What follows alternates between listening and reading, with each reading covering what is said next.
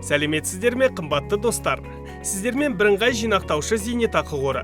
Бүгін біз қазақстандықтардың 13 триллион теңгеден астам қаржыны қалай жинағаны жайлы сөз қозғайтын боламыз. Жыл басынан бері отандастарымыз өз жинақтарын тұрғын үй мен емделу құнын төлеу үшін алып отырғанына қарамастан, өткен жылы, яғни 2020 жылдың қазанынан бастап бірыңғай жинақтаушы зейнетақы қорындағы зейнетақы активтері 5%-ға ұлғайды. Айтпақшы, ақша тіліне аударғанда бұл көрсеткіш бақандай 570 миллиард теңгеге тең.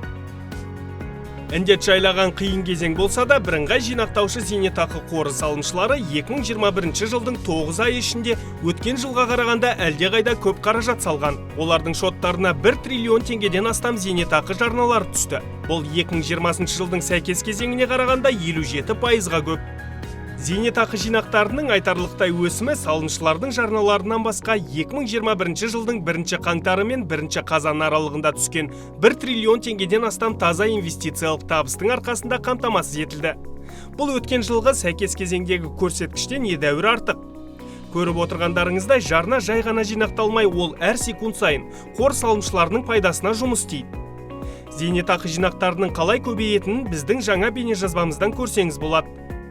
Енді сіз қордағы зейнетақы жинақтарының қалай жиналатынын білесіз. Сондықтан бүгінгі шығарылым қызықты ғана емес, пайдалы болды деген үміттемін. Назарларыңызға рахмет. Келесіде кездескенше.